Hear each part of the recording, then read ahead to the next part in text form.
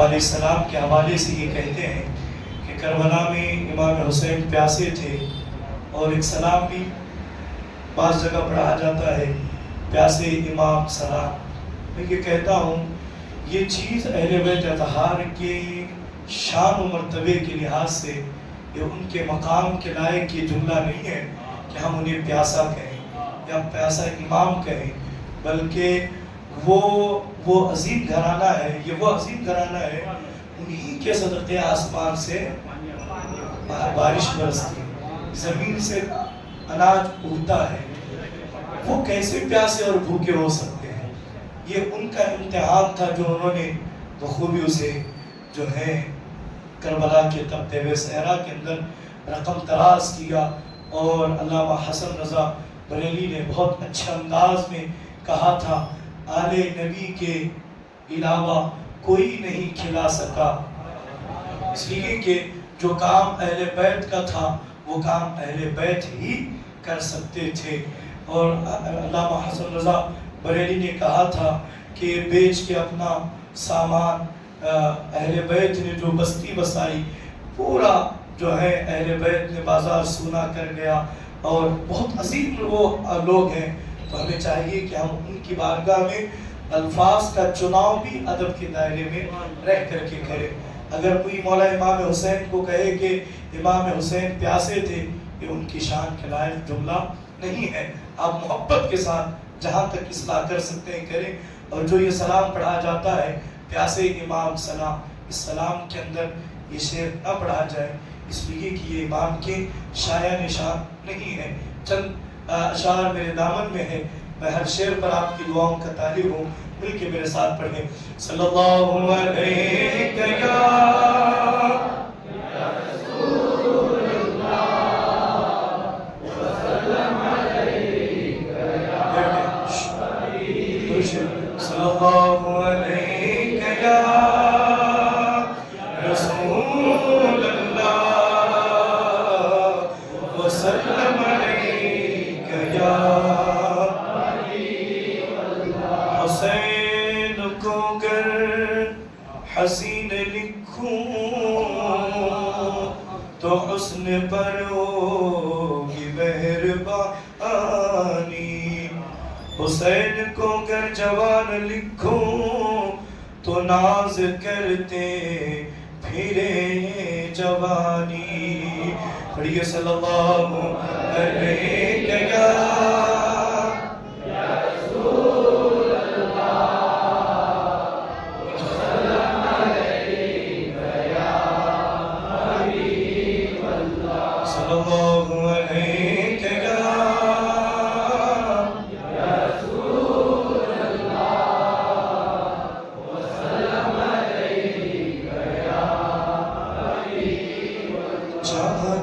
یا آپ تو خود دوڑ کے آتا پانی، چاہتے آپ تو خود دوڑ کے آتا پانی،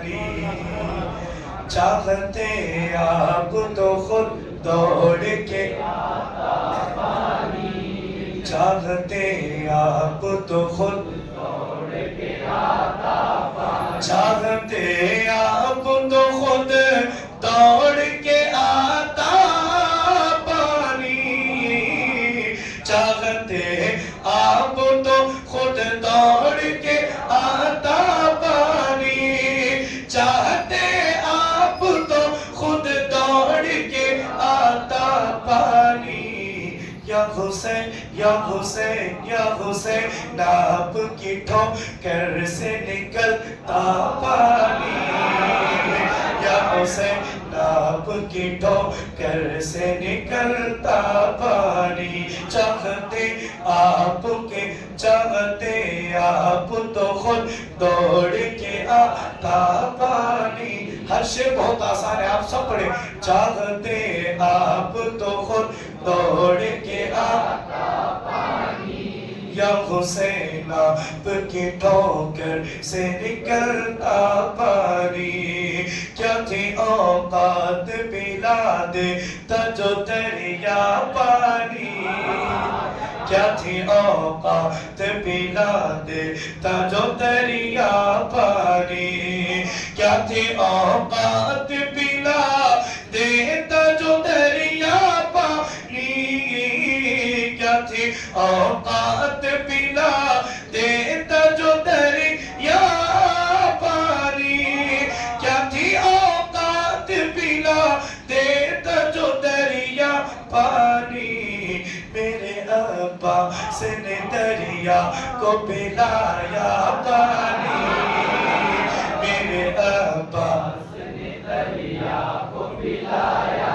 پانی دیکھیں میری آواز درست نہیں ہے میں اپنی جو ہے بے تکی آواز کو آپ کی آواز میں چھپانا چاہتا ہوں میری آواز کو آپ پردہ دیں کہنا میرے عباس نے دریا کو پلایا پانی میرے عباس نے دریا کو پلایا پانی یا حسین آپ کی ٹھوکر سے نکلتا پانی یا حسین آپ کی ٹھوکر سے نکلتا پانی آسماں اگر تجھے شبیر اشارہ کرتے آسماں اگر تجھے شبیر اشارہ کرتے آسماں اگر تجھے شبیر اشارہ کرتے آسماں اگر تجھے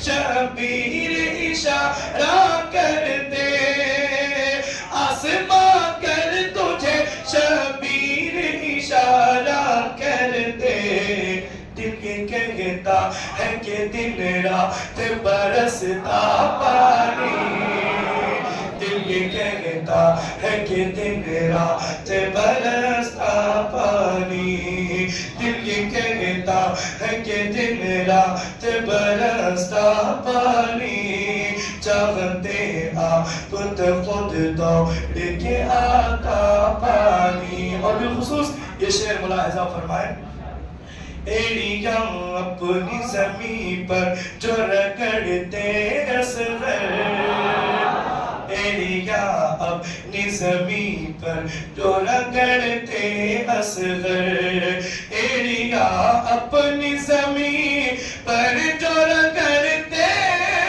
اصغر ایڑیاں اپنی زمین پر جو رگڑتے اکبر اپنی زمین پر جو رگڑتے اصغر تو پھر کربلا تیرے سنبھالے نہ سنبھلتا پانی کربلا تیرے سنبھالے کربلا تیرے یا رسول اللہ یا علی کربلا تیرے سنبھالے نہ سنبھلتا پانی کربلا تیرے اس شعر کو یاد رکھیں گا کربلا تیرے سنبھالے تو سنبھلتا پانی کربلا تیرے سنبھالے نہ سنبھلتا ایڑیاں اپنی زمین پر جو رگڑتے اصغر اپنی زمین پر جو رگڑتے اصغر کربلا تیرے سنبھالے نہ سنبھلتا پانی چاہتے آپ تو خود دوڑ کے آتا پانی یا حسین آپ کی ٹھوکر سے نکلتا پانی یا علی شیر خدا آپ کے بیٹے شبیر یا علی شیر خدا آپ کے بیٹے شبیر یا علی شیر خدا آپ کے بیٹے شبیر یا علی شیر خدا آپ کے بیٹے شبیر یا علی شیر خدا آپ کے بیٹے شبیر حکم دیتے تو سورج بھی اگلتا پانی حکم دیتے تو صورت میں اگلتا پانی، یا حسین آپ کی ٹھوکر سے نکلتا پانی، کربلا تیرے سنبھالے نہ سنبھلتا پانی، تجھ پہ سو جانے قربان میری اے اصغر، تجھ پہ سو جانے قربان میری اے اصغر، تجھ پہ سو جانے قربان میری اے اصغر، تجھ پہ سو جانے قربان میری اے اصغر، تجھ پہ سو جانے قربان میری اے اصغر، میری تیری ہمت نے یزیدوں کو پلایا پانی، تیری ہمت نے یزیدوں کو پلایا پانی، تیری ہمت نے یزیدوں کو پلایا پانی، یا حسین آپ کی ٹھوکر سے نکلتا پانی۔ اور بالخصوص آخری شعر ملاحظہ کریں، کون کہتا ہے کہ پانی کے تھے پیاسے شبیر، کون کہتا ہے کہ پانی کے تھے پیاسے شبیر، کون کہتا ہے کہ پانی کے تھے پیاسے شبیر، کون کہتا ہے کہ پانی کے تھے پیاسے شبیر، کون کہتا ہے کہ پانی کے تھے پیاسے شبیر، سچ تو یہ ہے، سچ تو یہ ہے، سچ تو یہ ہے کہ تھا شبیر کا پیاسا پانی، سچ تو یہ ہے کہ تھا شبیر کا پیاسا پانی، سچ تو یہ ہے کہ تھا شبیر کا پیاسا پانی، میرے عباس نے دریا کو پلایا پانی، چاہتے آپ تو خود دوڑ کے آتا پانی، چاہتے آپ تو خود دوڑ کے آتا پانی، یا حسین آپ کی ٹھوکر سے نکلتا پانی، ٹھوکر سے نکلتا پانی۔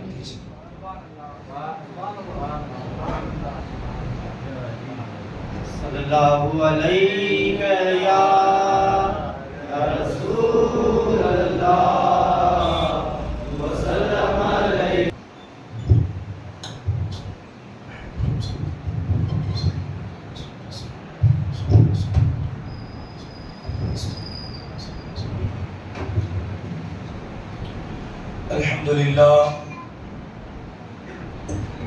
الحمد لله الذي أبدع الأفلاك والأرض، والصلاة والسلام على من كان نبيا وآدم بين الماء والطين، وعلى آله وأصحابه وأزواجه وأهل بيته أجمعين إلى يوم الدين، أما بعد، فأعوذ بالله من الشيطان الرجيم، بسم الله الرحمن الرحيم،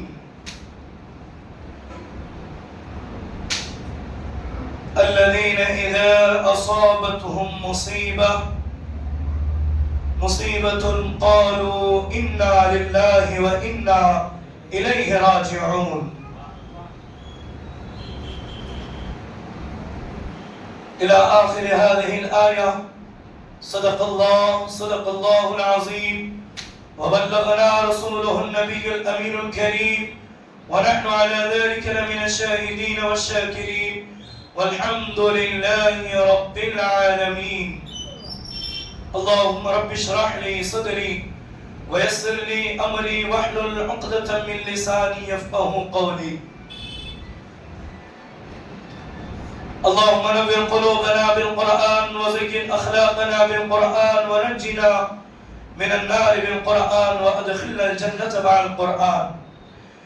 اے مظہر نور خدا بلغ العلا بکمالہ مولا علی مشکل کشا کشفت تجا بی جمالہ حسنین جان فاطمہ حسنت جمیع خصالہ یعنی محمد مصطفیٰ صلو علیہ وآلہ. پڑھیے الصلاة والسلام علیکہ یا رسول اللہ، الصلاة والسلام علیکہ یا حبیب اللہ، الصلاة والسلام علیکہ یا نبی اللہ صلی اللہ علیہ وآلہ وسلم. اسلام کے دامن میں فقط اس کے سوا کیا ہے؟ اسلام کے دامن میں فقط اس کے سوا کیا ہے؟ ایک ضرب ید اللہ اور ایک سجدہ شبیری. ایک ضرب ید اللہ اور ایک سجدہ شبیری. محمد مصطفیٰ نے تھا کیا اعلان متواتر صلی اللہ علیہ وسلم. محمد مصطفیٰ نے تھا کیا اعلان متواتر، شہادت کربلا میں پائیں گے ابن علی جا کر. خدائے پاک نے اس کے تھے خود اعلان فرمائے، شہادت کی خبر لے کر فرشتے بار بار آئے. شہادت کی خبر لے کر فرشتے بار بار آئے. عزیزان محترم، خطبہ مسنونہ میں میں نے جس آیہ کریمہ کی تلاوت کا شرف حاصل کیا، میرا اللہ اس کے متعلق مجھے حق بولنے، آپ کو حق سننے اور اس پر عمل کرنے کی توفیق رفیق عطا فرمائے. عزیزان محترم، ماہ محرم الحرام کی جو مجالس ہیں، ذکر تاجدار کربلا کی جو عظیم محفلیں ہیں، اس کی 7ویں نشست میں ہم اور آپ شرکت کی سعادت حاصل کر رہے ہیں. اللہ کریم مولا حسین کے ذکر کو اپنے حضور قبول فرمائے، ہم تمام کے مجتمع ہونے کو اپنی بارگاہ میں قبول فرمائے. میں تاریخ اسلام کا مختصر انداز میں آپ کے سامنے خاکہ پیش کروں گا، اور آج سے ہم معرکہ کربلا، داستان کربلا، جو کرب و بلا کے تپتے ہوئے صحرا میں امام عرش مقام سید الشہداء امام حسین علی جدہ وعلیہ السلام نے جو عظیم تاریخ، جو عظیم داستان مرتب کی، ہم اسے نم آنکھوں کے ساتھ مولا حسین کی بارگاہ میں اپنی عقیدتوں کے نذرانے پیش کریں گے. عزیزان محترم، ذکر حسین، شہادت حسین، مولا امام حسین کا ذکر خیر، یہ کسی مولوی کی ملا کا ایجاد کرتا ہوا طریقہ نہیں ہے، بلکہ بڑی ذمہ داری کے ساتھ کہہ رہا ہوں، ذکر حسین کرنا اور ذکر حسین علیہ السلام کر کے رونا، یہ خود میرے مصطفیٰ کی سنت جمیلہ ہے. ذکر حسین کر کے آنکھوں سے آنسوؤں کا نکلنا، یہ سنت مصطفیٰ ہے. تاریخ اٹھا کر کے پڑھے، قرآن شاہد ہے. حضرت سیدنا یعقوب علیہ السلام کے ایک یوسف ہیں، حضرت جناب یعقوب علیہ السلام کے شہزادے جناب یوسف علیہ السلام ہے. بہت دل کے قریب ہے، بہت ہر دل عزیز ہے. حضرت یعقوب علیہ السلام کے اس شہزادے کی محبت کا عالم یہ تھا کہ ایک لمحہ بھی جناب یعقوب علیہ السلام جناب یوسف علیہ السلام کو اپنے سے دور کرنا گوارا اور پسند نہ کرتے. جو ان کے ساتھ معاملہ ہوا، جو ان کی داستان ہوئی، قرآن مقدس نے اسے احسن القصص کہہ کر کے یاد کیا. احسن القصص یعنی بہترین قصہ، بہترین واقعہ، بہترین داستان کے الفاظ سے قرآن نے سورہ یوسف کے آغاز میں ہی کہا، اور کہہ کر کے جناب یوسف علیہ السلام کا ذکر کیا. جناب یوسف علیہ السلام کا بچھڑنا تھا. حضرت یعقوب علیہ السلام اس قدر روئے، اس قدر روئے، اس قدر روئے کہ آپ کے آنکھوں کی بینائی ختم ہوتی رہی. تو اب یہاں جناب یوسف علیہ السلام کے ذکر میں جناب یوسف علیہ السلام کی یاد میں رونا جناب یعقوب کی سنت ہے. تو مسلمانوں، مولا امام عرش مقام امام حسین علی جدہ وعلیہ السلام کی یاد میں رونا یہ مصطفیٰ کی سنت ہے. اس لیے کہ وہ جناب یعقوب کے یوسف تھے، جناب حسین میرے مصطفیٰ کے یوسف ہیں. جناب حسین میرے مصطفیٰ کے یوسف ہیں. اس لیے میرے مصطفیٰ نے ان کا تذکرہ بار بار کیا. اور اسی لیے ہم بڑی ذمہ داری سے کہتے ہیں جب تک چاند و سورج نکلتے اور ڈوبتے رہیں گے مصطفیٰ کے یوسف کا ذکر ہوتا رہے گا، مصطفیٰ کے یوسف کا تذکرہ ہوتا رہے گا، مصطفیٰ کے لال کا تذکرہ، مصطفیٰ کے لال کا ڈنکا بجتا رہے گا. نسل یزیدیت جتنی بھی کوشش کر لے ذکر حسین کو مٹانے کی، لیکن غلامان حسین تلواروں کی نوک پر بھی ذکر حسین کرتے رہیں گے، مولا حسین کا تذکرہ کرتے رہیں گے. اگر ذکر یوسف کرنا خدا کی سنت ہے تو مجھے کہہ لینے دیں مولا حسین کا ذکر کرنا مصطفیٰ کی سنت ہے. مولا حسین کا ذکر کرنا میرے مصطفیٰ کی سنت ہے. عزیزان محترم، کل کی گفتگو میں ہم نے سنا اہل بیت رسول علیہ السلام کو بڑا آزمایا گیا، بڑی مصیبتوں سے دوچار کیا گیا، بڑی تکالیف سے انہیں گزارا گیا. ہماری نگاہوں میں طائف کی وادی ہے، شیب ابی طالب کی گھاٹی ہے. رسول گرامی مقدار صلی اللہ علیہ وآلہ وسلم نے کفار مکہ کے ظلم و بربریت کی انتہا دیکھی تو اللہ نے حکم فرمایا حبیب آپ مکہ مکرمہ سے مدینہ الرسول کی طرف ہجرت کر جائیں. آقا کونین علیہ السلام اپنے مبارک قدموں کو مدینہ منورہ کی زمین سے جو ہے وہ جب لگتے ہیں تو وہ زمین خاک شفا بن جاتی ہے. تاریخ کا آپ مطالعہ کریں تو آپ کو پتا چلے گا جب تک میرے مصطفیٰ مدینے نہیں پہنچے وہ مدینہ مدینہ نہیں بلکہ یثرب کہلاتا تھا. یثرب کسے کہتے ہیں؟ بلاؤں کا شہر، بیماریوں کا شہر، مصیبتوں کا شہر، تکلیفوں کا شہر. وہاں کوئی بستا نہیں تھا، وہاں کوئی رہتا نہیں تھا. لیکن میرے مصطفیٰ کے قدم نازلین جب یثرب کی زمین پر پہنچے، جب یثرب کی زمین نے میرے مصطفیٰ کے قدموں کو جب چوما تو میرے مصطفیٰ کے قدموں نے اس مصیبتوں کی بلاؤں کی سرزمین کو دارالشفا بنا دیا. وہاں کی مٹی بھی جو ہے وہ خاک شفا بن گئی. تو عزیزان محترم، مصطفیٰ کریم علیہ تحیت و تسلیم نے جیسے ہی مدینہ منورہ میں آپ نے قیام کیا، رسول کرام مقدار صلی اللہ علیہ وآلہ وسلم نے جو کام سب سے پہلے کیا وہ کام ریاست مدینہ کا قیام تھا. ریاست مدینہ کا قیام یعنی ایک مسلمانوں کی خود مختار ایک ریاست کو قائم کیا گیا، اور اس ریاست کے امین میرے خود مصطفیٰ ہیں، اس ریاست کے بانی مصطفیٰ ہیں. میرے مصطفیٰ علیہ تحیت التسلیم نے ریاست مدینہ کی جب بنیاد رکھی، تمام ممالک میں، تمام علاقوں میں، تمام بادشاہوں کے جانب مصطفیٰ کریم علیہ السلام نے خطوط بھیجنا شروع کیے اور تمام کو اسلام کی طرف دعوت دینے کا آغاز ہوا. عزیزان محترم، یہ سلسلہ چلتا رہا.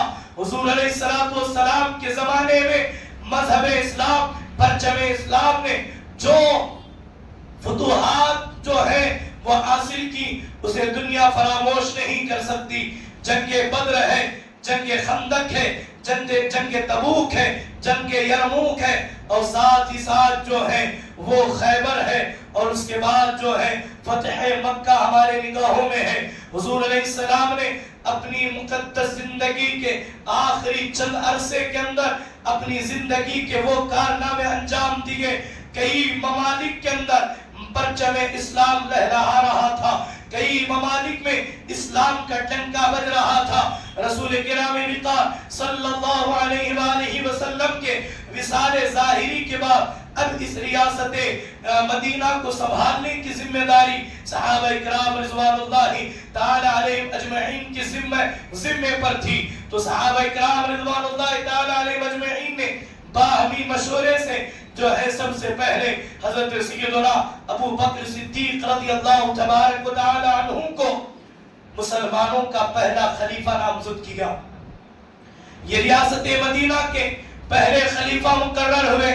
اس کے بعد فتوحات کا سلسلہ مزید بڑھتا گیا. اس کے بعد مولا عمر فاروق جو ہے آپ حضرت ابو بکر صدیق کی وصال کے بعد مولا عمر فاروق رضی اللہ تعالی عنہ نے خلافت جو ہے مدینہ کی ذمہ داریوں کو سنبھالا. اس کے بعد آپ نے کم و بیش 12 سال تک جو ہے مدینہ منورہ میں آپ نے ریاست مدینہ کی باغ دوڑ کو سنبھالا.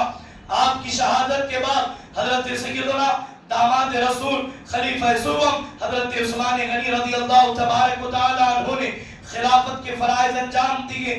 آپ کی شہادت کے بعد دنیا کے اندر فتنہ و فساد برپا ہو گیا. دنیا کے اندر ایک طرف ناصبی فتنہ، ایک طرف خارجی فتنہ، ایک طرف سبائی فتنہ، ہر طرف جو ہے وہ فتنوں کا دور دورہ تھا.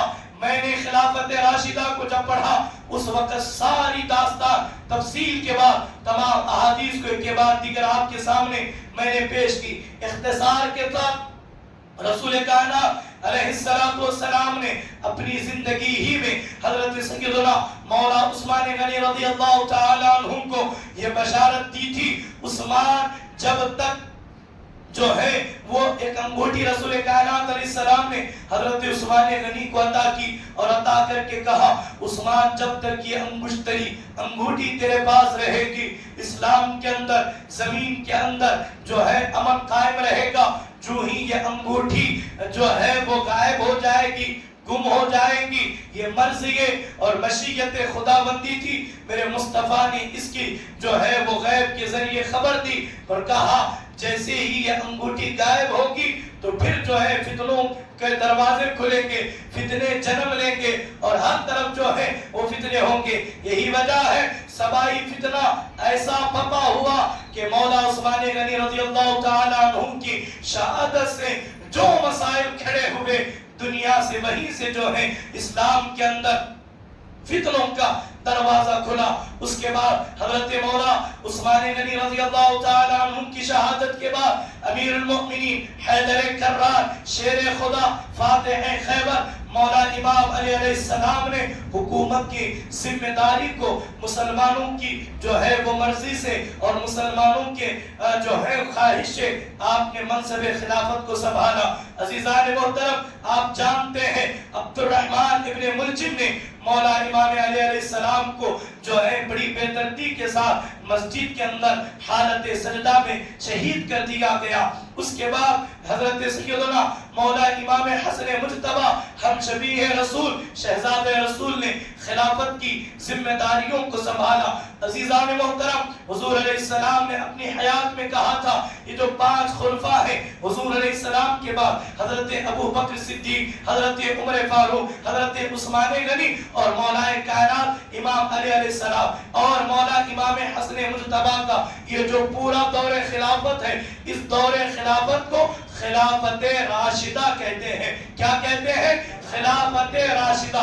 حضور علیہ السلام نے اپنی حیات میں امت کو یہ بتا دیا، یہ پیشن گوئی رسول کائنات علیہ السلام نے کر دی تھی کہ خلافت راشدہ کی مدت اس کا عرصہ کل 30 سال تک رہے گا. اس کے بعد جو حکومت قائم ہوگی، جو بادشاہت قائم ہوگی، جو سلطنت قائم ہوگی، میرے مصطفیٰ فرماتے ہیں وہ سلطنت وہ بادشاہت کو حضور علیہ السلام نے ملک عزوز قرار دیا. ملک عزوز احادیث کے اندر جو ہے یہ الفاظ ملک عزوز کے نام سے، ملک عزوز یعنی پھاڑ کھانے والی حکومت قائم ہوگی. اللہ اکبر. عزیزان محترم حضور علیہ السلام نے جو بشارت تھی وہ بشارت پوری ہوئی، فتنے ہر طرف ہیں۔ یہاں ایک آپ کو میں مولا کائنات امام علیہ السلام کی زندگی کی ایک واقعہ سنا کر کے آگے بڑھوں۔ فتنوں کا آخر دورہ کیوں ہوا؟ حضرت سیدنا مولا کائنات امام علیہ السلام منصب خلافت پر ہے، ان کا شیعہ کہلانے والا ایک دن آپ کے پاس آیا، آ کر کے کہتا ہے اے علی ہم دیکھتے ہیں ابو بکر کا زمانہ بڑا، حضرت سیدنا ابو بکر صدیق رضی اللہ تعالیٰ عنہ کا زمانہ، آپ کا دور خلافت بڑا امن کا تھا، حضرت فاروق اعظم کا دور خلافت بڑا پرسکون اور پرامن تھا، حضرت عثمان غنی کا دور خلافت بھی بڑا پرامن تھا۔ لیکن ہم دیکھتے ہیں آپ کے زمانے کے اندر فتنے ہی فتنے ہیں، ہر طرف جو ہے وہ پھاڑ کھانے والے لوگ نظر آتے ہیں۔ تو سنیں مولا کائنات نے کیا جواب دیا؟ تو کہتا ہے میری حکومت کے اندر ہر طرف فتنے ہیں، اس کی وجہ کیا ہے؟ مولا کائنات نے جواب دیا اس کی وجہ یہ ہے کہ حضرت ابو بکر صدیق کے، حضرت فاروق اعظم کے، حضرت عثمان غنی کے مشیر ہم تھے، وہ ہمارے مشوروں سے خلافت کے معاملات کو طے کرتے۔ ہماری حکومت میں جو فتنے ہیں وہ اس وجہ سے کہ ہمارے مشیر تم ہو، یہاں تم کچھ کہتے ہو، باہر جا کر کچھ کہتے ہو، مجلسوں میں کچھ کہتے ہو، محفلوں میں کچھ ہوتے ہو، یہ تمہاری غداری کا نتیجہ ہے۔ تو عزیزان محترم المختصر مولا امام حسن مجتبی نے 30 سال جب خلافت جو ہے وہ مکمل ہوئے، مولا امام حسن مجتبی علیہ السلام کو اس زمانے کے شیعوں نے بہت آپ کو ابھارا، بہت اکسایا کہ آپ جو ہیں آپ میدان میں اتر آئے، ہم آپ کا ساتھ دیں گے، ہم آپ کی تائید کریں گے، ہم آپ کے ساتھ کھڑے رہیں گے۔ عزیزان محترم ذرا دیکھیں یہ وہی شیعہ ہے آج جن شیعوں کی محبت کا آج نوجوان دم بھرتا ہے، ان کے طرز عمل کو اختیار کرتا ہے، ان کے طریقہ کار کو اپناتا ہے۔ آپ کو میں یہ بتا دینا چاہتا ہوں یہ شیعہ وہ ہے جن کی وجہ سے مولا علی کو شہید کیا گیا، شیعہ وہ جو ہے بدترین جماعت ہے جنہوں نے مولا امام حسن مجتبی کے ساتھ دغا بازی کی، اور یہی وہاں معاملہ انہوں نے کربلا کے تپتے ہوئے صحرا کے اندر جو ہے انہوں نے مولا امام حسن مجتبی کے ساتھ انہوں نے وہی بے وفائی کی۔ آپ کو کوئی کہے گا انہوں نے قتل نہیں کیا، وہ تو ان کے چاہنے والے تھے، بالکل انہوں نے قتل نہیں کیا، لیکن کوفہ سے، مدینہ منورہ سے مولا علی کو کوفہ بلانے والے شیعہ، امام حسن کو اکسانے والے شیعہ، امام حسین کو کوفہ بلانے والے شیعہ ہے، اور بلا کر کے انہیں تنہا چھوڑنے والے بھی شیعہ ہے، بلا کر کے بھی انہیں تنہا چھوڑنے والے شیعہ ہے۔ تو عزیزان محترم یہاں تک کہ خلافت راشدہ تھی، اس کے بعد مولا امام حسن مجتبی کو کہا گیا کہ حکومت خلافت راشدہ جو ہے وہ 30 سال تک کی تھی، آپ کی 6 مہینے کی جو خلافت ہے یہاں پر خلافت راشدہ کا دور ختم ہوتا ہے۔ تو مولا امام حسن مجتبی نے کہا اب ہمیں کسی حکومت کی، کسی بادشاہت کی، کسی سلطنت کی ہمیں ضرورت نہیں ہے، اس لیے کہ حکومت اور بادشاہت ہمارے پاؤں قدموں کی دھول ہے، ہمارے پاؤں میں پڑے رہنے والے ایسے ہزاروں تاج ہیں پڑے ہیں۔ تو آپ نے جو ہے وہ حکومت کو آپ نے لات مار کر کے جو ہے وہ صلح کے معاہدے پر سائن کر دیا، دستخط کر لی اور صلح کا معاہدہ ہوا۔ اس کے بعد جناب امیر معاویہ نے قریب جو ہے وہ 22 سال تک جو ہے آپ نے حکومت کی اور سلطنت کو سنبھالا۔ اس کے بعد جیسے ہی حضرت امیر معاویہ کا وصال ہوا، آپ کے انتقال کے بعد جیسے ہی یزید تخت نشین ہوا، وہیں سے کربلا کا آغاز ہوا۔ آپ تمام کی میں توجہ چاہوں گا، جو صلح حسن ہوئی تھی اس پر میں آپ کی توجہ چاہوں گا۔ صلح حسن یعنی حضرت امام حسن مجتبی علیہ السلام اور جناب امیر معاویہ کے درمیان جو ایگریمنٹ ہوا تھا، ان ایگریمنٹ کے اندر بہت ساری باتیں ہوئی تھی، بہت سارے شرائط تھے۔ ان شرائط کے اندر ایک شرط یہ بھی تھی کہ آپ اپنے بعد کسی کو بھی اپنا ولی عہد نامزد نہیں کریں گے، کسی کو بھی اپنا جانشین قرار نہیں دیں گے، آپ اپنے بعد یہ مسئلہ امت کے حوالے کر دیں گے۔ آپ اس بات کو یاد رکھیں، آپ یہ مسئلہ اپنے بعد امت کے حوالے کر دیں گے. اسی طرح جس طرح رسول اللہ نے اپنی زندگی میں کسی کو خلیفہ نامزد نہیں کیا، مسلمانوں نے ابو بکر صدیق کو چنا. تمام لوگوں نے، امت نے ابو بکر صدیق کی خلافت کو تسلیم کر لیا. حضرت ابو بکر صدیق نے بھی اپنے بعد کسی کو خلیفہ نامزد اور مقرر نہیں کیا.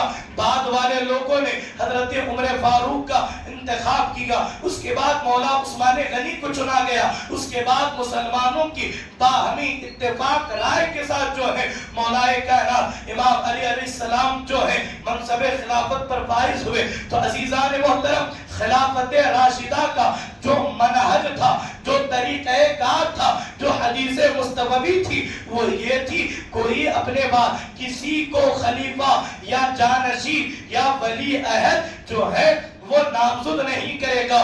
کیونکہ رسول کائنات علیہ السلام نے ارشاد فرمایا تھا، ہماری اسلامی ریاست، اسلامی حکومت جو ہے وہ قیصر و کسریٰ کی طرز پر نہیں چلے گی. اس لیے کہ قیصر و کسریٰ جو بڑی سپر پاور اس زمانے کی تھی، ان کا دستور، ان کا قانون یہ تھا، ایک بادشاہ مرتا تھا تو وہ اپنے بعد اس کے اپنے جانشین کو تخت پر بٹھاتا، وہ اپنے بیٹے کو بناتا، وہ اپنے یعنی کہ وہ حکومت اسی خاندان کے اندر جو ہے وہ سمٹ کر کے رہ جاتی. لیکن تاریخ گواہ ہے اس دستور کو، اس حدیث مبارکہ کے خلاف عمل کرنے والے سب سے پہلے جناب امیر معاویہ ہے.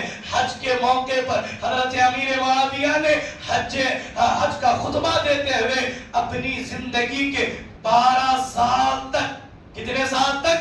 12 سال تک لوگوں سے یزید کی جانشین پر بیعت لیتے رہے. لوگوں کو اس بات پر باور کراتے رہے کہ میرے بعد تم یزید کی بیعت کرو گے، میرے بعد تم یزید کو خلیفہ تسلیم کرو گے. عزیزان محترم، یہی وجہ ہے اس امت کے اندر کربلا کی داستان اور معرکہ کربلا کو پذیر ہوا. اسی وجہ سے جو ہے امت کے اندر انتشار پیدا ہوا. تو آپ نے پورا خلافت کا سسٹم آپ نے سمجھ لیا. اب آئے خلافت کی طرف بڑھتے ہیں. عزیزان محترم، جس دن حضرت امیر معاویہ کا وصال ہوا، اسی دن جو ہے یزید تخت نشین ہوا.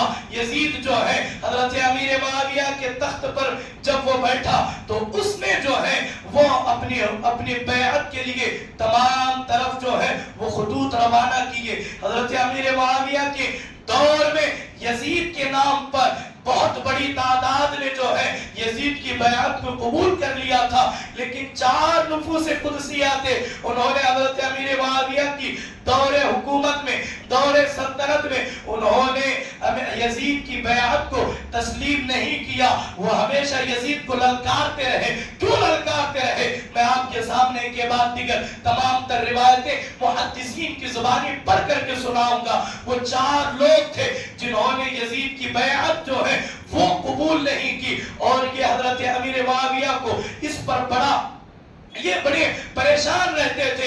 انہیں یقین تھا اس لیے کہ یہ جو 4 لوگ ہیں، اگر یہ یزید کی بیعت کو، یزید کی حکومت کو اگر تسلیم نہیں کریں گے تو یزید حکومت نہیں کر پائے گا، یزید کی سلطنت نہیں چل پائے گی، یزید خلافت کا منصب نہیں سنبھال پائے گا.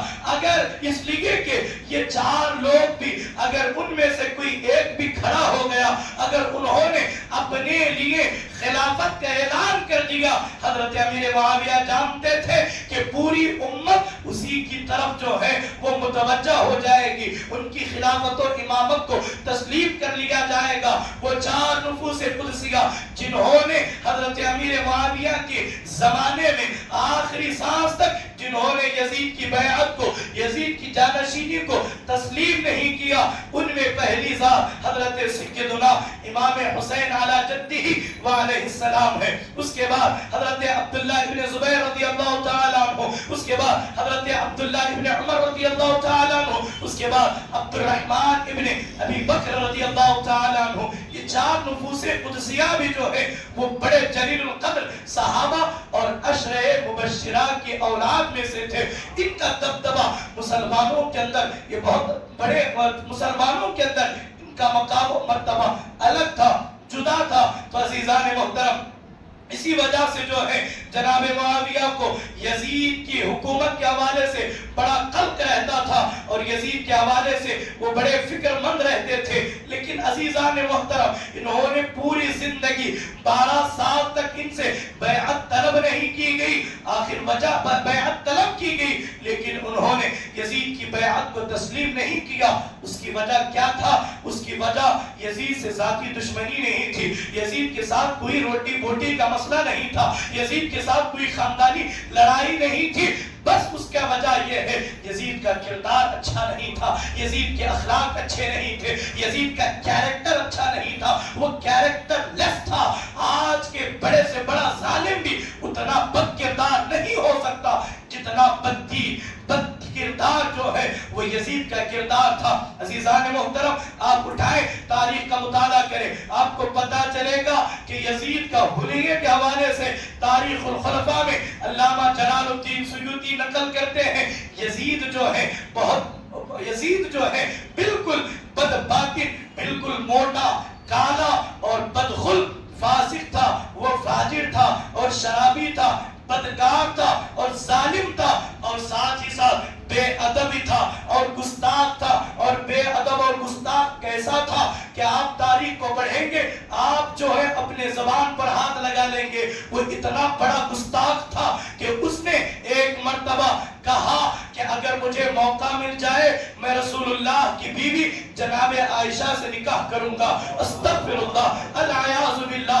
آپ ذرا دیکھیں نا, یہ رسول کائنات علیہ السلام کے گھر پر اس نے صرف یہاں پر اس نے بس نہیں کیا, پورا گھر کا گھر مولا حضور علیہ السلام کا اس نے لوٹ لیا, لیکن پھر بھی اس بدبخت کا دل نہیں بھرا. آپ اندازہ لگائیں جو حضرت سیدہ عائشہ صدیقہ سلام اللہ علیہا کے ساتھ یہ کہتا ہو اگر مجھے موقع مل جاتا تو میں عائشہ کو اپنے نکاح میں لیتا. مسلمانوں میں آپ کو ایک بات بتاتا ہوا چلو, ہمارا وہ عقیدہ نہیں ہے کہ نبی مر کر کے مٹی میں مل گئے. مسلمانوں ہمارا یہ عقیدہ ہے ہمارے نبی آج بھی اپنی تربت اطہر میں, اپنی قبر اطہر میں آج بھی زندہ ہے. ان کی زندگی دنیا کی حیات ہے, اس لیے کہ اگر وہ نہ رہے تو دنیا کا نظام درہم برہم ہو جائے, یہ کائنات رہ ہی نہیں سکتی. اس لیے کہ میرے مصطفیٰ روح کائنات ہے, میرے مصطفیٰ جان کائنات ہے, میرے مصطفیٰ جو ہے وہ اصل کائنات ہے. یہ کائنات میرے مصطفیٰ کے بغیر رہ ہی نہیں سکتی. بس وہ فطرت خدا بندی تھی. ایک آن کے لیے اللہ کے قانون کے مطابق میرے مصطفیٰ کو میرے مصطفیٰ موت کی وادی سے گزرے, پھر اللہ نے ان کی روح کو ان کے جسم میں لوٹا دی. اس پر بہت ساری میں بات کر سکتا ہوں لیکن عزیزان محترم میں یہاں آپ بات آگے نہیں بڑھاؤں گا. ہمارے امام نے ہمیں جو عقیدہ دیا اس عقیدے کو ہم نے اپنے دل کا جو ہے وہ تغرا بنا کر کے رکھا. ہمارے امام نے ہمیں بتایا تو زندہ ہے واللہ, تو زندہ ہے واللہ. میرے چشم عالم سے چھپ جانے والے عزیزان محترم حیات النبی کا اس سے بڑا ثبوت اور اس سے بڑی دلیل اور کیا ہو سکتی ہے. ہماری بیویاں ہمارے مرنے کے بعد بیوہ کہلاتی ہیں, ہمارے مرنے کے بعد ہماری عورتیں بیوہ کہلاتی ہیں. لیکن پوری تاریخ کو کھنگال کر کے آپ پڑھ لیں, رسول کائنات علیہ السلام کی ازواج جتنی ازواج مطہرات امہات المؤمنین ہیں, ان تمام امہات المؤمنین کو کسی ایک نے بھی رسول کائنات علیہ السلام کی مثال کے بعد یہ نہیں لکھا کہ یہ رسول اللہ کی بیوہ تھی. یہ نہیں کہا بیوہ تو اس کی عورتیں ہوتی ہے جو مر جاتا ہے. میرے مصطفیٰ کی ازواج مطہرات کیسے بیوہ ہو سکتی ہیں؟ اس لیے کہ میرے مصطفیٰ آج بھی زندہ ہے, آج بھی زندہ ہے, آج بھی زندہ ہے. آپ مجھے بتائیں اگر کوئی کسی کی بیوی کے ساتھ نکاح کرنے کی بات کرے تو اس شخص کو برداشت نہیں ہوتا. یزید وہ بدبخت تھا جس نے حضور علیہ السلام کی زوجہ مطہرہ اور ام المؤمنین عائشہ صدیقہ سلام اللہ علیہا کی شان کے حوالے سے بس ایک روایت آپ کو دے کر کے آگے بڑھو. حضور کی کل 11 بیویاں ہیں, 11 امہات المؤمنین میں صرف سیدہ عائشہ صدیقہ کی شان یہ ہے کہ ان کے بستر پر اللہ کا کلام نازل ہوتا تھا. یہ شان اور کسی زوجہ رسول کے لیے نہیں ہے. بستر عائشہ وہ بستر ہے جہاں اللہ کا کلام نازل ہوتا ہے. تو یہ یزید بدبخت وہ تھا جس نے اماں عائشہ سے نکاح کرنے کا ارادہ کیا. اتنا ہی نہیں، یہ وہی بدبخت تھا جس نے اپنی دور حکومت کے اندر کئی صحابہ، کئی ہزار صحابہ کا اس نے قتل عام کرایا. اس نے مسجد نبوی کی حرمت کو پامال کیا. آپ اٹھا کر کے تاریخ پڑھیں، اللہ اکبر، آپ کو پتا چلے گا.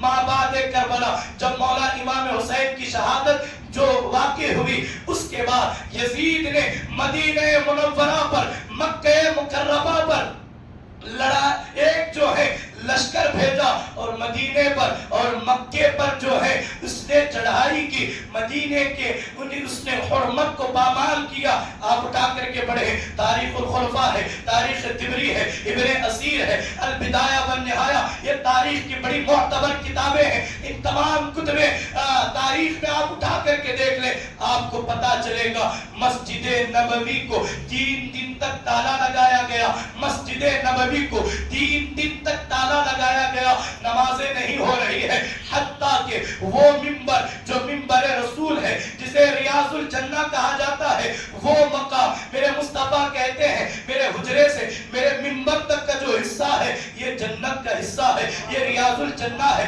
یہ جنت کا ٹکڑا ہے. مسلمانوں، یزید کے کردار کا اندازہ اس بات سے لگاؤ، یزید کی گھوڑے ممبر رسول پر باندھے گئے، یزید کے گھوڑے ممبر رسول پر باندھے گئے. وہ وہاں پیشاب کرتے رہے، وہ وہاں پاخانہ کرتے رہے، حرمت رسول کو پامال کیا. مسلمانوں، میں آپ سے پوچھنا چاہتا ہوں، حاجی حج کر کے آتا ہے، وہ ایک معتمر عمرہ کر کے جب واپس پلٹ آتا ہے، مدینے کی کھجور جب ہمیں دی جاتی ہے، آج بھی مسلمان میرے مصطفیٰ کے شہر کا اس قدر ادب کرتے ہیں کہ کھجور کھانے کے بعد گٹلی زمین پر نہیں پھینکتے، گٹلی کو زمین پر نہیں پھینکتے، گٹلی کو ادب کے ساتھ کسی پودے میں ڈال دیتے ہیں، کسی کو اچھی جگہ پر رکھ دیتے ہیں. وجہ صرف اتنی کہ یہ شہر رسول کی ہواؤں میں، شہر رسول کی فضاؤں میں ایک پیدا ہونے والا کھجور ہے. اندازہ لگائیں مسلمان اس انداز سے میرے نبی کے شہر کا احترام کرتے ہیں، لیکن کردار یزید، میرے رسول، میرے نبی کے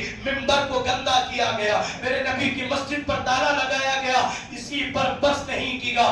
مسجد مدینہ منورہ میں بڑے جلیل القدر، بڑے جلیل القدر صحابہ تھے، بڑے جلیل القدر صحابہ تھے. ان صحابہ کرام پر سب کو ستم کیا گیا، صحابہ کو قتل کیا گیا، اور ان کی آنکھوں کے سامنے میرے مصطفیٰ کے شہر میں ان یزیدی کتوں نے جو ہے میرے رسول کے شہر کی شہزادیوں کی 1000 بیٹیوں کی عزتوں کو یزیدیوں نے لوٹا. 1000 بیٹیوں کی عزتوں، عصمت کو تار تار کر دیا گیا، اور اس کے نتیجے میں 1000 سے زائد بچے زنا بالجبر سے مدینہ منورہ میں پیدا ہوئے. اگر ہمارے علاقے کا اگر کوئی ایک بھی واقعہ ہو جائے تو مسلمانوں کی روحیں کانپ جاتی ہیں، مسلمانوں کی روح دل دہل جاتے ہیں. آج کس منہ سے یہ سارے نام نہاد دور حاضر کے یزید نما ملا لوگ کس منہ سے یزید کی تعریف کرتے ہیں، یزید کی حمایت کرتے ہیں؟ یہ وہ بدبخت تھا جس نے شہر رسول کی حرمت کو پامال کیا، جس نے رسول اللہ کے شہر مقدس کی حرمت کو پامال کیا. ذرا دیکھیں، جب کبھی زمین پر کسی بیٹی کی عزت کو لوٹا جا رہا ہوگا، جب وہ رسول کو پکارتی ہوگی، یا رسول اللہ ادرکنی، آقا کرم کرے، آقا میری عزت کی حفاظت کرے، آقا میری ناموس کی حفاظت کرے، اس وقت رسول اللہ کی قبر اطہر میں ان کی آپ کی طبیعت پر کیا گزرتی ہوگی، اس کا اندازہ ہم نہیں لگا سکتے. اگر یہ دنیا میں ہونے والا معاملہ ہوتا تو بات اور ہوتی. مسلمانوں ذرا غور کریں، ذرا غور کرو، ذرا توجہ کرو، ذرا توجہ کرو. آخر مولا حسین نے اپنی پورے کنبے کو یوں ہی نہیں لٹایا. ان کے سامنے یزید کا کردار تھا، ان کے سامنے یزید کی بدبختی تھی. دیکھیں، جس وقت مسجد نبوی کے ارد گرد میرے مصطفیٰ کے مقدس شہر میں جہاں ادب سے چلنے کا حکم دیا گیا، جہاں تھوکنے کو بے ادبی کی جا رہی، رسول اللہ کی شہزادیاں یقیناً جو میرے شہر، میرے رسول کی شہر کی بیٹیاں ہیں، وہ سب سے پہلے میرے مصطفیٰ کی بیٹیاں ہیں. حضور خود فرماتے ہیں، میں ہر بیٹی کے لیے رحمت بن کر کے آیا ہوں. شہر میں جب رسول کی جو ہے ان کے شہر میں بسنے والی بیٹیوں کی عزتوں کو لوٹا جا رہا ہوگا، اس وقت قبر رسول پر کیا گزری ہوگی، اس وقت شہر رسول کا حرمت کس انداز میں پامال ہوا ہوگا۔ مسلمانوں ہم اس کا اندازہ نہیں لگا سکتے، مسلمانوں ہم اس کا اندازہ نہیں لگا سکتے۔ میرا حسین تھا جس نے یزید کو، یزیدیت کو نیست و نابود کر گیا۔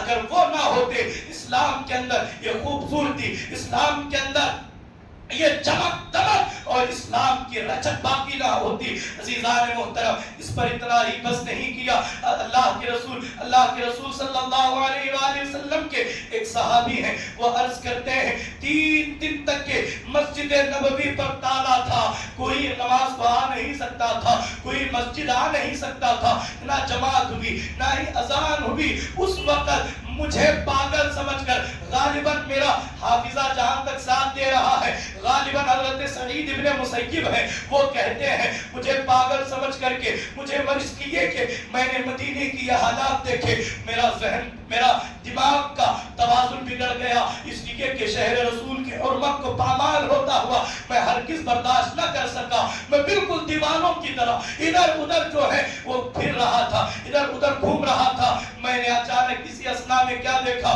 قبر رسول سے آواز آ رہی ہے، اللہ اکبر اللہ اکبر اللہ اکبر، یعنی قبر رسول سے اذان کے وقت اذان ہو رہی ہے۔ مسلمانوں، وہ لوگ کہاں ہے جو کہتے ہیں نبی مر کر کے مٹی میں مل گئے؟ اٹھاؤ تاریخ کو، یہ سنیوں کی کتابیں نہیں ہیں، یہ بلکہ کئی کتابیں جو ہے انہی بدعقیدہ کے ہے جو کہتے ہیں رسول اللہ مر کر مٹی میں مل گئے۔ انہی کی کتابوں میں آتا ہے کہ جب مدینے کی حرمت کو پامال کیا جا رہا تھا تو اس وقت حضرت سعید ابن مسیب کہتے ہیں جب کوئی اذان دینے والا مؤذن مسجد نبوی میں نہیں تھا، میں نے اپنے کانوں سے رسول اللہ کی قبر سے اذان کی آواز سنی، رسول اللہ کی قبر سے آواز سنی، میں نے اقامت کی آواز سنی۔ اللہ اکبر۔ میرے عزیزوں، ذرا دیکھیں کس قدر دل دہل جاتا ہے شہر رسول کو کی حرمت کو کس قدر اس یزید بدبخت نے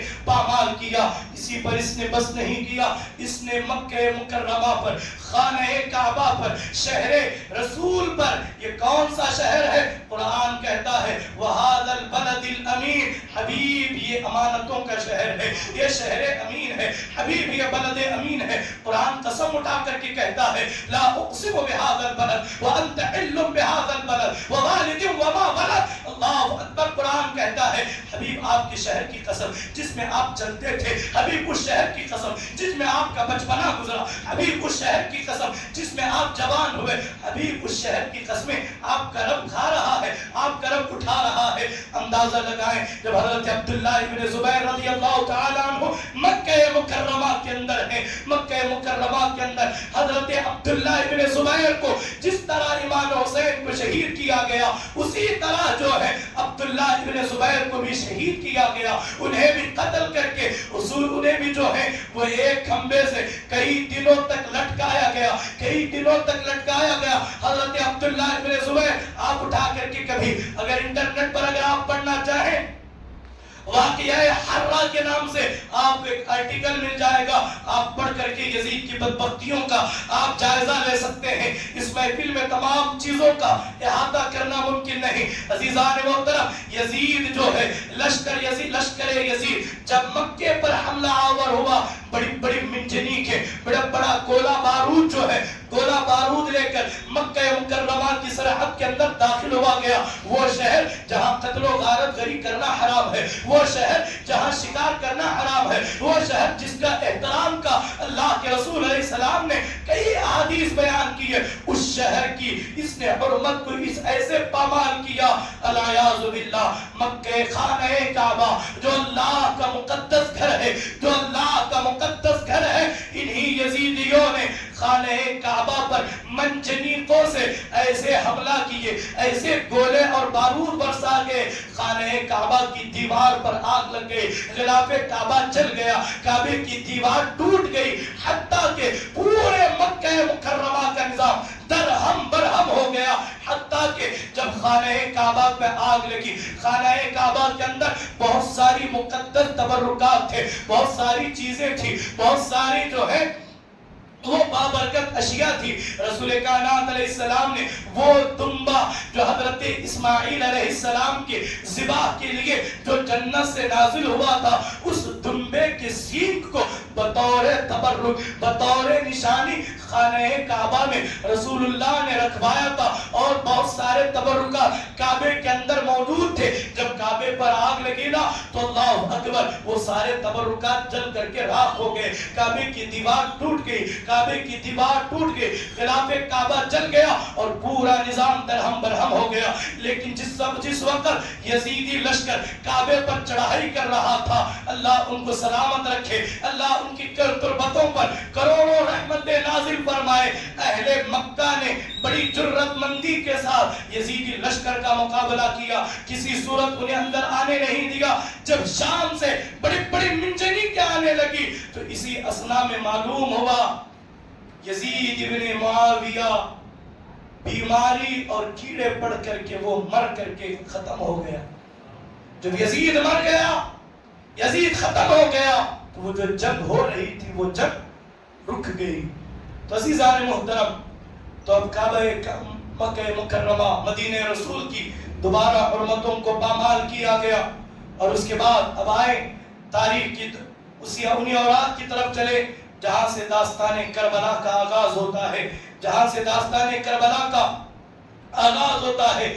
دور رسول میں حضرت سیدنا ابو ہریرہ رضی اللہ تعالی عنہ ارشاد فرماتے ہیں، ایک مرتبہ اللہ کے رسول علیہ السلام نے ارشاد فرمایا، حضرت ابو ہریرہ روایت نقل کرتے ہیں کہ حضور علیہ السلام نے فرمایا کہ سن 60 ہجری کے اندر جو ہے میں دیکھ رہا ہوں میرے مسجد نبوی کے اندر جو ہیں وہ شام کے بندر ناچ رہے ہیں. میری سنت کو تبدیل کرنے والا حکومت کا منصب سنبھالے گا اور وہ دنیا میں پہلا ایسا ہوگا جو میری سنت کو، میرے طریقے کو بدلے گا، جو میرے طریقے کو بدلے گا. حضور علیہ السلام کی ساری حدیثیں حضرت ابو ہریرہ کی ذہن میں تھی.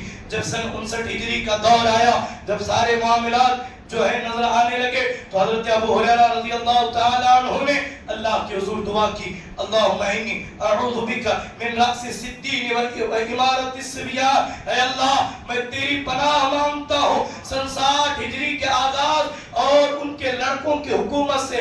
اور آپ دیکھیں حضرت سیدنا ابو ہریرہ رضی اللہ تعالی عنہ کہ جو ہے سن 60 ہجری کے اندر آپ نے وصال فرمایا. تو عزیزان محترم، یہ حضور علیہ السلام فرماتے ہیں سنن یعنی اپنے مسند میں حضرت ابو دردہ رضی اللہ عنہ، رسول اللہ نے نام لے کر کے یزید کے حوالے سے بتایا یہ میرے سنت کو بدلنے والا دنیا میں پہلا شخص ہوگا. اور اسی طریقے سے ایک اور حدیث مبارکہ ہمیں ملتی ہے کہ حضور علیہ السلام نے فرمایا میرا طریقہ جو سب سے پہلے بدلے گا وہ یزید ہوگا، یزید. تو عزیزان محترم، یہ کردار یزید تھا جو مولا امام عرش مقام امام حسین علی جدہ علیہ السلام کے نگاہوں کے سامنے تھا. یزید تخت نشین ہوا تو اس نے سب سے پہلے جو ہے وہ 4 لوگوں کی طرف مکہ مکرمہ کی طرف اور اس کے بعد مدینہ منورہ کی طرف اور دیگر علاقوں کی طرف اس نے خطوط روانہ کیے اور لکھ کر کے اس نے یہ شرط رکھی، امام حسین ابن علی، عبداللہ ابن زبیر، عبد الرحمن ابن ابو بکر، عبد الرحمن ابن عمر، عبداللہ ابن عمر، ان 4 لوگوں سے ہر صورت جو ہے وہ میری بیعت لی جائے، میری حکومت کے حوالے سے میری خلافت اور امامت کو، حالانکہ نہ اس کی کوئی خلافت ہے نہ اس کی کوئی امامت ہے، اس پر راضی کر لیا جائے، یہ تھا. اور اس کے بعد دوسرا حکم یہ تھا اگر وہ میری بیعت نہ کریں، یاد کریں جو یہ کہتے ہیں کہ حسین کو یزید نے کربلا میں ہاتھوں سے نہیں شہید کیا، تو سنیں یہ یزید کا خط ہے جو ولید کی طرف آیا، جو ولید کی طرف پہنچا، جس میں صاف لکھا تھا کہ اگر حسین ابن علی میری بیعت کو تسلیم کر لے، ٹھیک ان کا عزت و احترام کے ساتھ ان کا احترام کرنا، انہیں تمام مراتب سے جو ہے وہ مکمل طور پر ہمکنار کرنا، ان کی قدر کرنا۔ اگر بصورت دیگر اگر حسین ابن علی میری بیعت کرنے سے انکار کر دے، اگر وہ میری بیعت سے انکار کر دے، انہیں موقع نہ دینا، انہیں مہلت نہ دینا، ان پر ظلم کرنا، ان پر جبر کرنا، اس صورت میں کہ وہ بیعت کر لے، اگر وہ تب بھی نہ مانے، پھر انہیں موقع نہ دینا اور قتل کر دینا، انہیں موقع نہ دینا، قتل کر دینا۔ کسے؟ جس کی بیعت کو جناب معاویہ تسلیم نہ کروا سکے۔ امام حسین ابن علی علیہ السلام، عبداللہ ابن زبیر، عبداللہ ابن عمر، عبد الرحمن ابن ابو بکر، چار لوگ ہیں، ان کی بیعت ہر حال میں یزید سے لی جائے۔ اگر یہ بیعت کر لے تو ٹھیک ہے، اگر نہ کرے تو انہیں فوراً قتل کروا دینا۔ درود پاک پڑھ، اللہم صلی علی سیدنا و مولانا محمد مبارک وسلم۔ الصلاة والسلام عليك يا رسول الله، الصلاة والسلام عليك يا حبيب الله، الصلاة والسلام عليك يا نبی اللہ صلی اللہ علیہ وسلم۔ عزیزان محترم، یزید کا زمانہ وہ زمانہ نہیں تھا جس میں صحابہ بالکل ختم ہو چکے تھے۔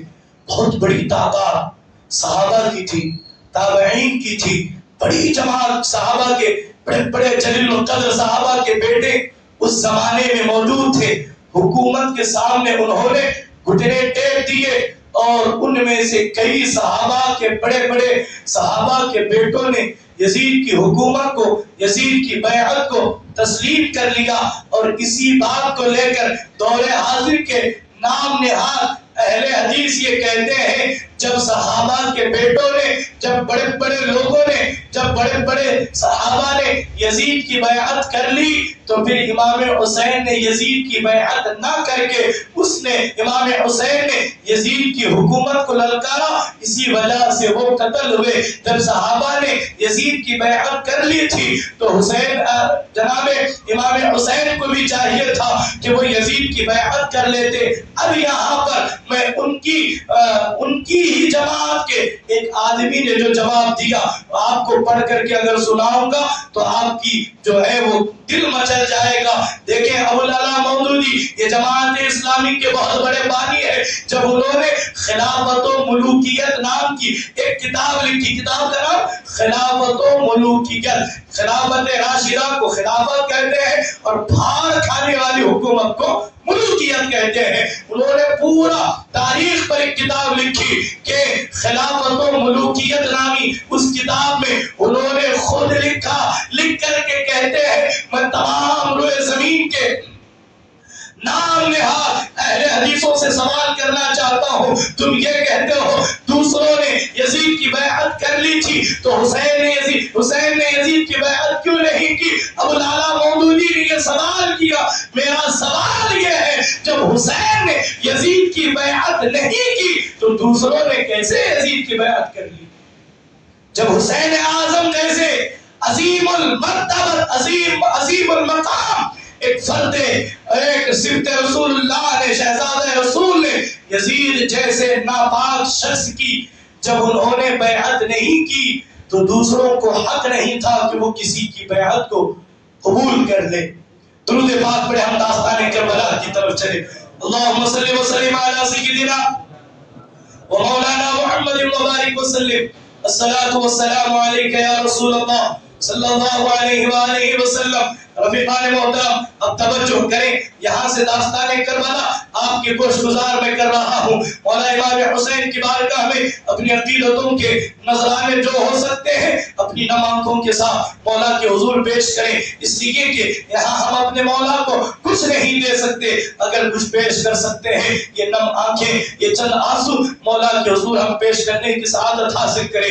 جس وقت یزید جو ہے تخت نشین ہوا، اس نے ہر طرف خطوط اور حکم حکم نامے روانہ کیے. مدینہ طیبہ کے گورنر ولید بن عقبہ تھے. ان کو اپنے باپ کی وفات کی اطلاع دی اور لکھا ہر خاص و عام سے میری بیعت لو. حسین ابن علی سے، عبداللہ ابن زبیر سے، عبداللہ ابن عمر سے، عبد الرحمن ابن ابو بکر سے سب سے پہلے میری بیعت لو. ان سب کو ایک لمحہ مہلت نہ دو. مدینہ منورہ کے لوگوں کو ابھی تک حضرت امیر معاویہ کی وصال اور انتقال کی خبر نہ تھی. یزید کے حکم نامے سے ولید بہت گھبرا گیا، اس لیے کہ ان حضرات سے بیعت لینا کسی صورت آسان نہیں تھا، ممکن نہیں تھا. اس نے مشورے کے لیے مروان ابن حکم کو بلایا. اس بدبخت کے نام کو یاد رکھیں. کیا نام تھا؟ مشورہ کرنے کے لیے. دیکھیں جسے مشورہ دینے کے لیے اچھا ساتھی مل گیا اس شخص کی زندگی بڑی اچھی ہو جاتی ہے. جسے مشورہ دینے کے لیے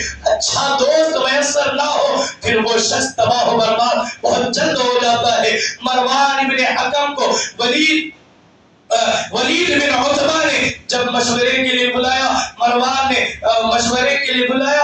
مروان وہ شخص ہے جب وہ شخص پیدا ہوا رسول کائنات علیہ السلام کی خدمت میں اسے لایا گیا اور کہا گیا یا رسول اللہ اسے گھٹی دے، اسے تحریک دے. کوئی گھٹی یعنی کہ حضور کی سنت یہ ہے جب کوئی بچہ پیدا ہو کسی نیک انسان اپنے منہ میں کھجور کو چبا کر کے اس کھجور کی تھوڑا حصہ نو مولود بچے کے منہ میں ڈال دیا جاتا ہے. اسی کو گھٹی دینا، اسی کو تحریک دینا، یہ سنت رسول بھی ہے. تو المختصر جب مروان بن حکم بدبخت جب یہ پیدا ہوا اسے رسول کائنات علیہ السلام کی خدمت میں لایا گیا تو حضور علیہ السلام نے اس بدبخت نو مولود کو دیکھا. دیکھ کر کے فرمایا کہ هو الوضع ابن الوضع، یعنی یہ گرگٹ ہے اور گرگٹ کا بیٹا ہے. حکم جو ہے رسول کائنات کی زبانی رسول کائنات علیہ السلام نے مروان کے باپ حکم کو گرگٹ کہا. کیا کہا؟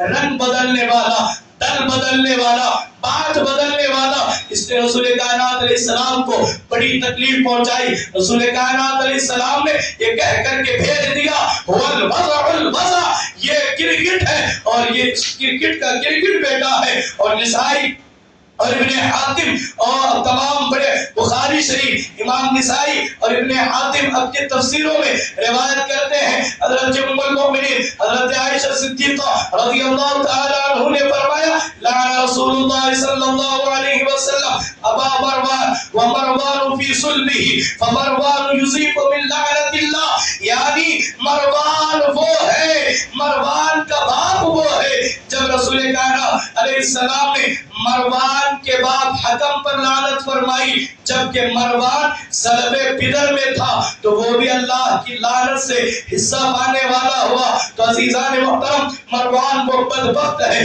رسول کائنات نے جسے گرگٹ فرمایا، جس کے باپ پر حضور نے لعنت فرمائی. اور ساتھ ہی ساتھ یہ بات بھی یاد رکھیں مروان ابن حکم کے باپ کو رسول کائنات علیہ السلام نے مدینے سے شہر بدر کیا تھا. شہر بدر یعنی اس کے تمام کرتوتوں کے پیش نظر اسے رسول کائنات علیہ السلام نے شہر بدر کیا، مدینے سے باہر نکالا اور نکال کر کے اسے طائف کی طرف بھیج دیا گیا.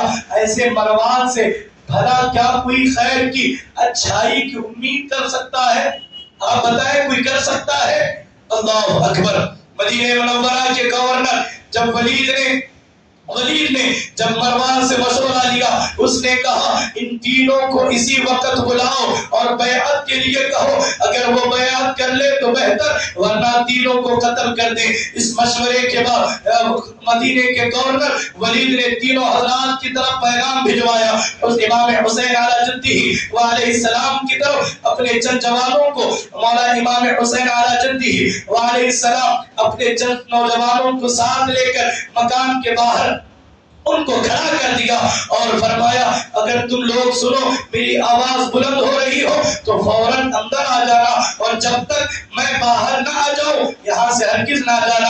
مولا امام حسین علی جدہ علیہ السلام اس وقت مدینہ منورہ کے گورنر ہاؤس میں موجود ہے، آپ کے ساتھ کچھ رفقا ہے. پھر آپ اندر تشریف لے گئے. ولید نے آپ کو حضرت امیر معاویہ کی وفات کی خبر سنائی اور یزید کی بیعت کے لیے کہا. آپ یہاں سے داستان کربلا جو جملہ تھا جو مولا امام حسین کا عزم عزم تھا وہ یہی آپ اگر اس جملے کو مولا حسین نے جو گورنر ہاؤس میں جو جملہ ارشاد فرمایا جو بات کہی اگر اس بات کو آپ سمجھ لیے اگر اس بات کو آپ پہچان گئے تو پھر پوری داستان کربلا نہ بھی پڑھیں گے تو کربلا ہمیں سمجھ میں آ جائے گا کربلا ہمیں معلوم ہو جائے گا آخر کربلا کیوں ہوا تو عزیزان محترم جب ولید نے کہا کہ اے شہزاد رسول یزید کی طرف سے یہ حکم نامہ ہے کہ آپ سے بیعت لی جائے مولا امام حسین علی جدی علیہ السلام نے جب یہ سنا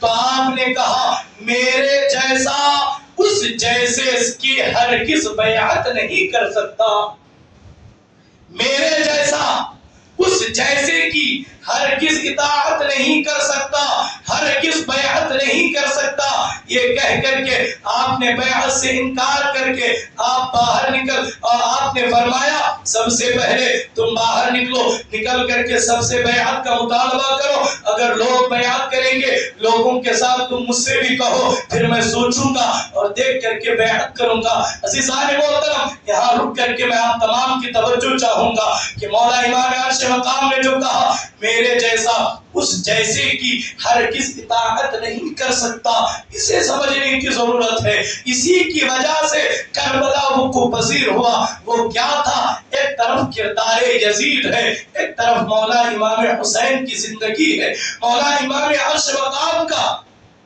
پاکیزہ بچپن ہے آپ کی جوانی ہے آپ کا جو ہے پوری زندگی ہمارے سامنے موجود ہے آپ یہاں میں آپ کی توجہ چاہوں گا حضرت امام علی مقام مولا امام حسین نے جو کہا میرے جیسا صرف یہ ذات حسین تک نہیں بلکہ قیامت تک کے تمام حسینیوں کو مولا سبق پڑھا رہے ہیں میرے جیسا یا میرا غلام یزید جیسے کی بیعت نہیں کر سکتا کیا مطلب میرے جیسا سے مراد یہاں شہزاد رسول نہیں ہے میرے جیسے سے مراد مولا امام حسین کا تقوی آپ کی پرہیزگاری آپ کی جو سارے فضائل اور خصائص و شمائل ہیں اس کے پیش نظر آپ کہتے ہیں میرے جیسا اس جیسے کی بیعت نہیں کر سکتا نہ کل کر سکتا تھا نہ آج کر سکتا ہے نہ صبح قیامت تک کوئی حسینی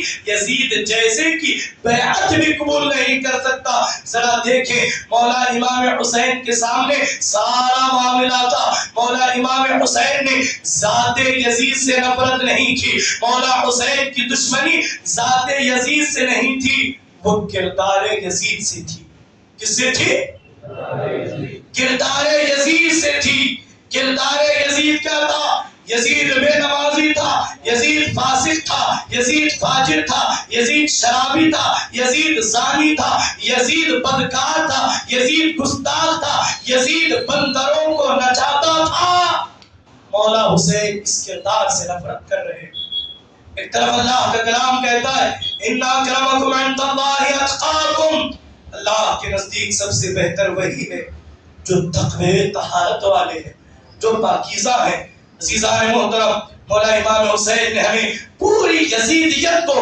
تا قیامت کی یزیدیت کو ہمیں پڑھا کر سمجھا کر کربلا میں بتا دیا ہم یزید سے اس لیے نفرت کرتے ہیں کہ یزید قاتل حسین ہے ہم یزید سے اس لیے نفرت کرتے ہیں کہ یزید نے تمام اہل بیت رسول اللہ کو تخت و تاراج کر دیا اب مولا حسین کی بارگاہ میں آؤ مولا حسین سے پوچھو اے ابن رسول بتائیں ہماری یزید کے ساتھ جو دشمنی ہے یزید کے ساتھ جو نفرت ہے وہ سمجھ آ رہی ہے آپ کس لیے یزید سے نفرت کرتے تھے اگر ہم اس یزید کی جو مولا حسین نفرت کرتے تھے اگر اس نفرت کو ہم سمجھ گئے اس یزید سے بچ گئے خدا کی قسم ہم سے بڑا حسینی کوئی اگر دعویٰ کرتے رہے ہم حسینی ہیں حسینی ہم غلام حسین ہیں ہم غلام علی ہیں ہم غلام اہل بیت ہیں لیکن وہی کردار اپناتے رہے جو کردار یزید میں تھا وہی فسق و فجور میں زندگی گزارتے رہے جس فسق و فجور میں یزید تھا وہی معاملات سے دو چار ہوتے رہے. آج مسلمانوں کے اندر آج مسلمان اپنے آپ کو حسینی کہتے ہوئے نہیں تھکتا، لیکن پوری زندگی بڑی معذرت کے ساتھ اگر میری بات بری لگے میں آپ تمام سے معافی چاہتا ہوں، لیکن جو بات ہے وہ آپ کو سناؤں گا. دیکھیں آج کون سی برائی ہے جو یزید میں تھی جو آج ہم میں نہیں ہے. کیا ہم میں شراب پینے والے نہیں ہے؟ کیا ہم میں گانجا پینے والے نہیں ہے؟ کیا ہم میں ڈرگس لینے والے نہیں ہے؟ کیا ہم میں نشہ کرنے والے نہیں ہے؟ کیا بندروں کو نچانے والے آج مسلمان نہیں ہے؟ اسی کے اندر اسی دھارواڑ کے اندر بہت سارے نام نہاد محبان اہل بیت کو آپ اٹھا کر ان سے مل کر دیکھ لیں، ان سے ان کی صحبت کو اپنا کر کے دیکھ لیں. وہ تو کہتے ہیں نماز تو دل کی ہوتی ہے، نماز تو کوئی ہے ہی نہیں، مسجد تو واشنگ مشین ہے. معاذ اللہ، جس مسجد کو بچانے کے لیے میرے حسین نے پورا کنبہ لٹا دیا. آج یہ بدبخت کہتا ہے جو نام اپنے آپ کو ایک طرف تو حسینی کہتا ہے، دوسری طرف کہتا ہے مسجد تو واشنگ مشین ہے، نماز تو ایکسرسائز ہے. او بدبخت، میں تجھ سے پوچھنا چاہتا ہوں، اگر تو نماز کو ایکسرسائز کا نام دے رہا تھا تو تجھے مولا کائنات کی شہادت کو پڑھ کر کے دیکھنا ہوگا. میرے مولا نے جہاں سجدے میں سر کٹایا وہ نماز تھی. اگر تیرا ایمان یہ کہتا ہے وہ بھی ایکسرسائز ہے، اگر جرت ہو تو ہمیں ہمارے سامنے کہہ کر کے بتا. اگر تیری ذریت کے اندر اگر ذرہ بھی دمخم ہو آ کر کے بتا. مولا امام حسین نے جو نماز بچائی تھی وہ نماز تھی. آج تو مجھے ایکسرسائز کا نام دے رہا ہے، اس سے بڑھ کر کے یزیدیت اور کیا ہو سکتی ہے؟ مسلمانوں اپنے ایمان کی فکر کرو، اپنے ایمان کی فکر کرو، اس لیے کہ دعوی حسینی اور ہے، غلام حسین اور ہے. اس لیے کہ حسین کی محبت کا دم بھرنا آسان ہے، حسین کی محبت میں چل کر کے اپنی زندگی کو سوار کر کے دکھانا بڑا مشکل ہے. یہ دعوے، یہ سارے کھوکھلے سارے معاملات دیکھیں. ماہ محرم الحرام کے اندر آج مسلمان ڈھول بجا بجا کر کے، مسلمان تاشے پیٹ پیٹ کر کے، مسلمان میوزک بجا بجا کر کے کس کی بارات نکال رہے ہیں، کس کی آگے جشن منا رہے ہیں. میں دو سوال کرنا چاہتا ہوں. یہ غم حسین ہے، یہ مولا حسین کی شہادت ہے. نہ ہم مولا حسین کی شہادت پر نہ ہم ماتم کریں گے،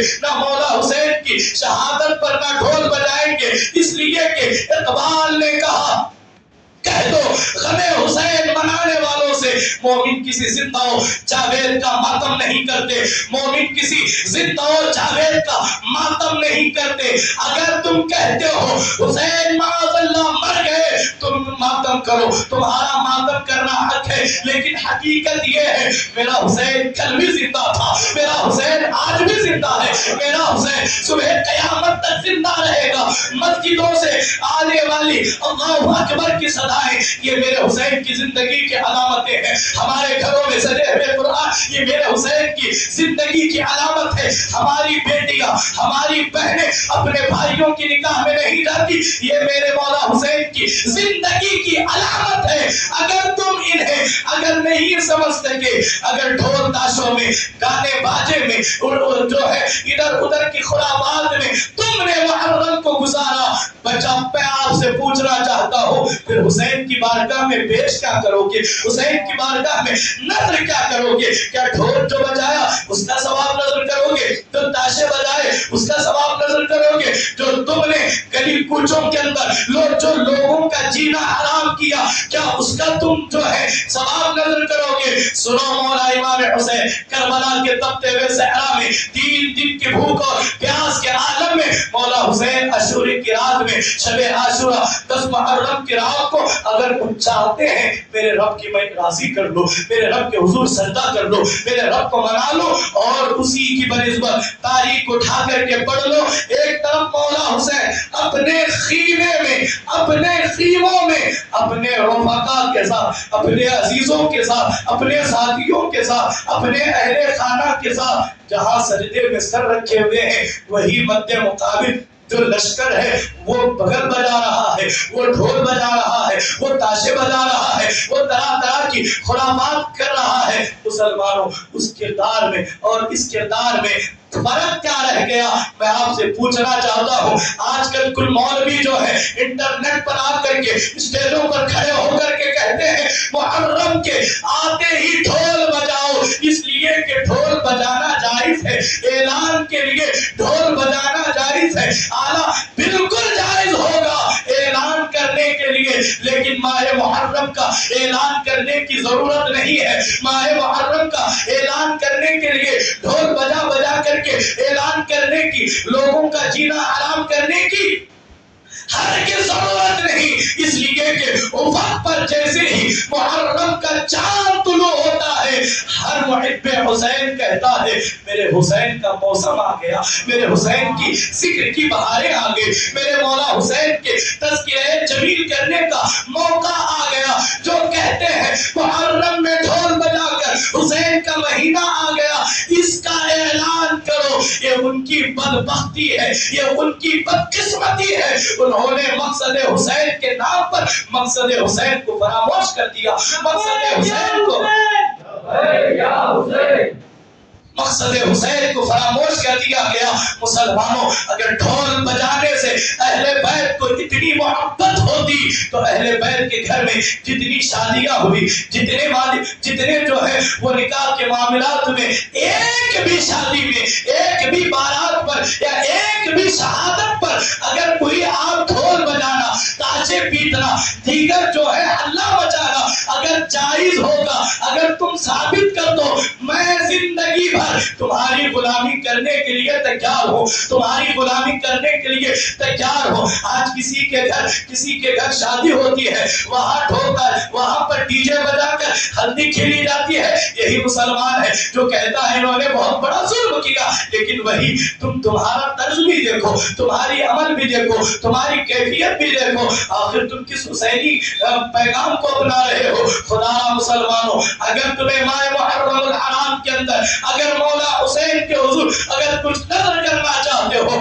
آؤ پیغام لے کر کے جاؤ، ماہ محرم کے 10 دن مولا حسین کے نام پر 10 روزے رکھو، رکھ کر کے اس کا ثواب میرے آقا بادشاہ حسین کے جو ہے بارگاہ میں اس کا ثواب نظر کرو، لوگوں کو شربت پلاؤ، اس کا ثواب مولا کی حضور نظر کرو، لوگوں کو کھانا کھلاؤ، مولا کو اس کا ثواب نظر کرو، ننگوں کو کپڑا پلاؤ، مولا کو اس کا ثواب نظر کرو۔ اور جس رات جو ہے مولا کی آخری جو شب عاشور ہے، جس میں مولا نے ذکر کیا، مولا نے تلاوت کی، مولا نے سجدہ کیا، اس رات کو خود بھی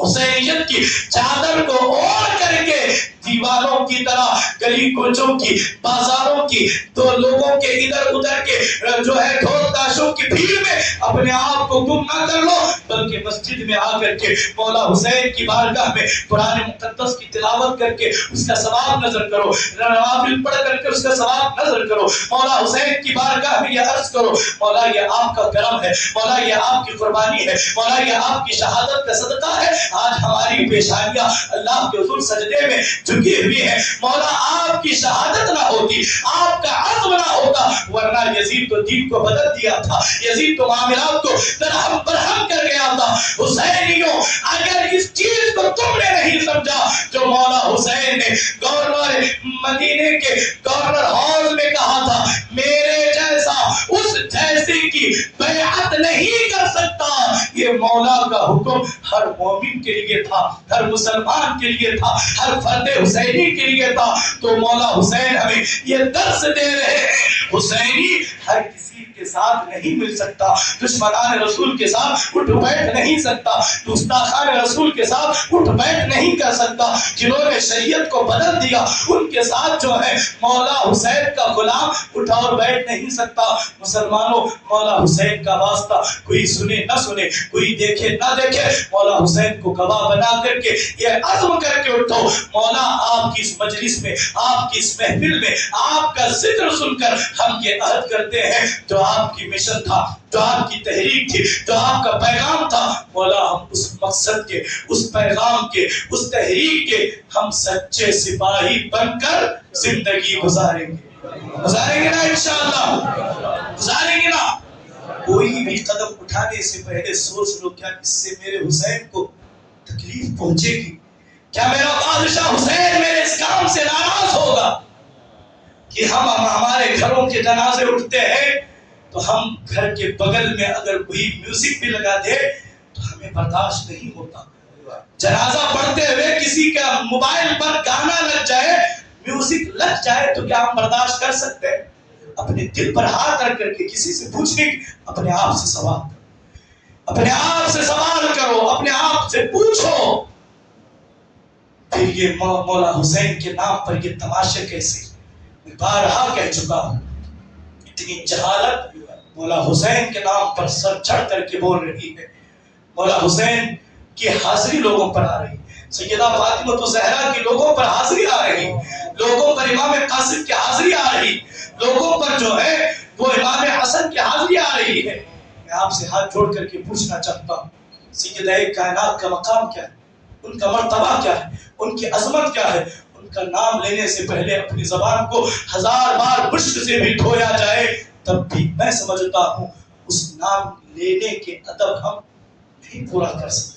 آداب اہل بیت جو صرف کیوں, اس لیے کہ یہ وہ نام ہے جن ناموں سے اللہ مصیبتوں کو ڈال دیتا ہے, اللہ مصیبتوں کو ڈال دیتا ہے. سیدہ کائنات کا نام یہ کون ہے؟ سیدہ فاطمہ الزہرا.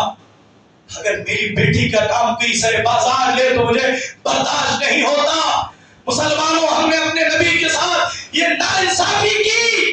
آج گانا چڑھا کر کے یہ کہا جا رہا ہے کہ ہمیں ہمارے جسم میں سیدہ کی حاضری ہے. استغفر اللہ. ہمارے عام میں ہمارے جسم میں سیدہ کی حاضری, امام قاسم کی حاضری, عباس علمبردار. دیکھیں یہ تماشا کیا ہے. اہل بیت کے ناموں کا تماشا نہ بنایا جائے, اہل بیت کے ناموں کا تماشا نہ بناؤ. اہل بیت کے نام پر اپنی بہن بیٹیوں کو بازاروں کی زینت نہ بناؤ. اپنی بیٹیوں کو, اپنے بیٹوں کو کردار حسین, کردار زینب کبریٰ کو سکھاؤ. آج ہماری بیٹیاں ماہ محرم کے نام پر سواریوں کے, میں قاضیے کے خلاف نہیں, میں تابوت کے خلاف نہیں. جتنی شریعت نے اجازت دی ہم اس کی تائید کرتے ہیں, ہم اس کی حمایت کرتے ہیں. ہمارے امام اہل سنت نے اس کا ایک طریقہ بتایا ہے, ہم اس طریقے کے مطابق اگر ہو تو ہم اسے جائز سمجھتے ہیں, ہم اسے درست سمجھتے ہیں, ہم اسے حصول برکت کا ذریعہ سمجھتے ہیں. اگر تم عالم پکڑ کر کے یہ کہو گے کہ میرے عام میں امام قاسم کے حاضری آئی ہے, یہ حاضری نہیں, یہ تیرا ڈھونگ ہے, ڈھونگ ہے, یہ تیرا ڈھونگ ہے. ہمارا یہ ماننا ہے, ہمارا یہ ماننا ہے اگر اس زمانے کے کوئی ولی, زندہ ولی اگر کسی کو دیکھ لے, اس کے سر پر ہاتھ رکھ لے, اس کی زندگی بدل جاتی ہے نا میرے دوستو. اس کی زندگی میں تبدیلی آئے گی کہ آئے گی نا. میرے عزیزوں مجھے بتاؤ, جن کی خیرات پوری دنیا کھا رہی ہے, جن کا صدقہ زمانے پر تقسیم ہو رہا ہے, وہ قاسم کہا تمہارے سر پر نہیں, وہ پورے آ گئے, پھر بھی تم بے نمازی. تمہیں قرآن پڑھنے ابھی تک نہیں آیا, تمہیں 4 کلمے نہیں آئے, تمہیں استنجا کا طریقہ نہیں آیا, تمہیں سجدے کے آداب نہیں آئے, تمہیں دعا کے آداب نہیں آئے. ان سارے خرافات سے اہل سنت کا اور حسینیت کا کوئی لینا دینا نہیں. آج آپ جا کر کے دیکھیں مسلمانوں نے ان کے ساتھ ایسا معاملہ کرتا. آج وہی چیز اس قدر آگے بڑھ گئی, اس قدر آگے بڑھ گئی, اس قدر آگے بڑھ گئی کہ آج غیروں نے اسی علم پر اوم لکھنا شروع کر دیا. اسی علم کو اس قدر بازاروں میں گھما کر کے لوگوں کے سامنے اس کا اس طریقے سے تماشا بنایا گیا. آج غیروں کے خدا اسی علم پر آپ کو نظر آئے. اس سے بڑھ کر کے مسلمانوں کے لیے شرمندگی کی بات کیا ہوتی, کیا ہو سکتی ہے؟ جو بڑے بڑی خانقاہیں ہیں, جو بڑے بڑے صوفیاں ہیں, وہ تعزیہ شریف کے حوالے سے اتنی اجازت دیتے ہیں. آج سے قریباً 2 سال پہلے حضرت سید السادات نانا کی بارگاہ میں روضہ حسین بنایا گیا تھا. آپ نے دیکھا تھا نا, بڑا عالیشان, بڑا بابرکت. اس کی اجازت ہے. حصول برکت کے لیے آپ مولا حسین کا تعزیہ بناؤ, بنا کر کے اسے رکھو, رکھ کر کے اس کی دیکھ کر کے اپنے آنکھوں کو ٹھنڈا کرو. یہاں تک اس کی اجازت ہے. لیکن یہ گلی گلی گھمانا, اس کے آگے ڈھول تاشے بجانا, اس کے آگے ناچنا, اس کے آگے کودنا, یہ حسینیت ہو ہی نہیں سکتی. یہ یزیدیت ہے. سر حسین کو نیزے پر رکھ کر کے یزیدی آگے آگے جا رہے تھے، ان کے پیچھے پیچھے یزیدی ڈھول بجا رہے تھے۔ مولا حسین، مولا زین العابدین کو زنجیروں میں جکڑ کر کے یزیدی ڈھول بجا رہے تھے۔ سیدہ زینب کبریٰ، سیدہ بی بی سفینہ کی چادریں چھین کر کے یزیدی ڈھول بجا رہے تھے۔ تم کس خوشی میں ڈھول بجا رہے؟ تمہیں کس نے ڈھول بجانے کا کہا؟ اگر ڈھول بجانے کا، تاشے پیٹنے کا اتنا شوق ہے، کسی کے 18 سال کا بیٹا جب علی اکبر کی شکل میں شہید ہو، اس وقت ڈھول بجا کر کے دیکھو، ڈھول بجانے کا، شہادت حسین پر ڈھول بجانے کا کتنا مزہ آتا ہے۔ اپنے بیٹے پر، اپنے بیٹے کے جنازے پر ڈھول بجا کر کے دیکھ، اپنے باپ کے جنازے پر ڈھول تاشے بجا کر کے دیکھ لو کہ یہی دین بچانے کے لیے مولا حسین نے اپنا کنبہ کربلا کے تپتے ہوئے صحرا کے اندر لٹایا تھا۔ حسینیوں، اس مقصد کو فراموش نہ کرو۔ حسین نے جس کردار سے تمہیں روکا تھا، آج وہی کردار مسلمان اپنا رہے ہیں۔ یہ مولا حسین کے ساتھ دغا بازی اور بے وفائی نہیں تو اور کیا ہو سکتی ہے؟ اور بہت ساری باتیں کی جا سکتی ہے۔ بس میں آپ سے اتنا گزارش کروں گا، کوئی ایسا کام نہ کرے جس سے اہل بیت رسول اللہ کا دل دکھے، انہیں ناراضگی ہو، انہیں تکلیف پہنچے۔ اگر کرنا ہو تو مولا حسین جو کرتے تھے وہ کام کرو۔ ان کی تربت اطہر میں مولا راضی ہو گئے تو خدا کی قسم ہماری زندگیوں میں انقلاب نصیب۔ میں آپ کو تانا نہیں دے رہا، میں آپ کا مذاق نہیں اڑا رہا، یہ درد دل ہے جو مولا حسین کے پیغام کی شکل میں نے آپ کے سامنے رکھا۔ مسلمانوں، مسجد میں نماز ہو رہی ہے، مسجد میں جماعت ہو رہی ہے، لیکن باہر، مسجد کے باہر لوگ ڈھول بجاتے ہوئے، ڈی جے بجاتے ہوئے آخر کس حیثیت سے جا رہے ہیں؟ کیا کسی بھی اندر اتنی بھی حیا باقی نہیں؟ شرم نبی، خوف خدا اتنی بھی نہیں رہی؟ مسجد کا لحاظ کیا جائے، مسجد کا ادب کیا جائے، مسجد کا احترام کیا جائے۔ مجھے کہہ لینے دیں، مسلمانوں سے زیادہ آج وہ ایک غیر قوم ہے، ایک ہندو ہے جو مسجد کا احترام کرتا ہے۔ آپ مسجد کے، آپ جا کر کے کٹھے پر بیٹھے صبح کے وقت، ہندو گھر سے باہر نکلتا ہے چپل چھوڑ کر مسجد کے سامنے ہاتھ جوڑ رہا۔ کیوں؟ اس لیے کہ وہ مسجد کو مقدس جگہ سمجھتا ہے، مسجد کو ادب کی جگہ سمجھتا ہے۔ میں نے دیکھا کہ ہندوؤں کی بارات میں جو ڈی جے بجتے ہیں، جو ناچ گانے ہوتے ہیں، جیسے ہی ہماری اپنی مسجد آتی ہے، میں نے اپنے آنکھوں سے دیکھا، 40 قدم پہلے ہی ڈی جے روک دیتے ہیں، ادب کے ساتھ، احترام کے، صرف مسجد کا، مسلمانوں کا نہیں، مسجد کا احترام کرتے ہیں۔ مسلمانوں نے وہ کردار اپنایا ہی نہیں، مسلمانوں نے وہ کردار اپنایا ہی نہیں جس سے مسلمانوں کو دیکھ کر مساجد میں یہ مولا حسین آج بھی حسینی برہمن ہے، آج بھی حسینی ہندو ہے، تو ہم سے زیادہ مولا حسین کا ادب کرتے ہیں، تو ہم سے زیادہ ان کا احترام کرتے ہیں۔ کہیں ایسا تو نہیں کہ ان کے ایمان لانے میں ہمارا کردار رکاوٹ بن رہا، کہیں ایسا تو نہیں۔ وہ ہندو ہو کر کے مسجد کے سامنے ادب سے جا رہا ہے، لیکن مسلمان کہلانے والے حسین نے سر دے کر کے سجدہ بچایا۔ یہاں سجدہ ہو رہا ہے، باہر ناچ گانا ہو رہا ہے، باہر میوزک بجا۔ کتنے افسوس کی بات ہے مسلمانوں، یہ درد دل ہے۔ اگر ہم نہیں کہیں گے تو کون کہے گا؟ اگر ہم نہیں سنائیں گے تو کون سنائے گا؟ اس لیے کہ اس گھر کو دل کے پھپولے جل اٹھے، سینے کے داغ دیکھ کر اس گھر کو آگ لگی اسی کے چراغ سے۔ ہمیں تباہ کرنے کے لیے ہمارا کردار ہی کافی ہے۔ عزیزان محترم، میں تمام سے التماس کرتا ہوں، سچے حسینی بنو، کردار حسین کو اپناؤ۔ اگر یزید کا کردار، اگر ہمارا کردار اگر مل گیا تو پھر مولا حسین ہم سے کبھی راضی نہیں ہو سکتے۔ ہم مقصد حسین کو، قربانی حسین کو، عظمت حسین کو، شہادت حسین کو ہم کبھی نہیں سمجھ سکتے۔ آپ اسی وقت سمجھیں گے اگر آپ ملک کی اہمیت کو سمجھنا ہو تو جس کا بیٹا جو ہے سرحد پر ملک کی حفاظت کرتے ہوئے شہید ہوا، اس ماں سے پوچھے ملک کی اہمیت کیا ہے، اس کے باپ سے پوچھے ملک کی اہمیت کیا ہے، اس کی بیوی اور بچوں سے پوچھے ملک کو بچاتے بچاتے اس نے جو جان دی وہ ملک کتنا اہم تھا۔ میرے مولا حسین نے ملک نہیں بچایا، شریعت محمدی کو بچایا، شریعت محمدی کو بچایا، شریعت محمدی کو ایک نئی جو ہے آبیاری عطا کی۔ قتل حسین اصل میں مرغ یزید ہے اسلام زندہ ہوتا ہے. ہر کربلا کے بعد شاہ اسد حسین بادشاہ اسد حسین دی اسد حسین دی پناہ اسد حسین سرداد ندا دست در دست یزید حقا کے بنائے لا الہ اسد حسین. یہ قصہ لطیف ابھی ناتمام ہے. جو کچھ ہوا بیان وہ آغاز باب تھا. کل جلد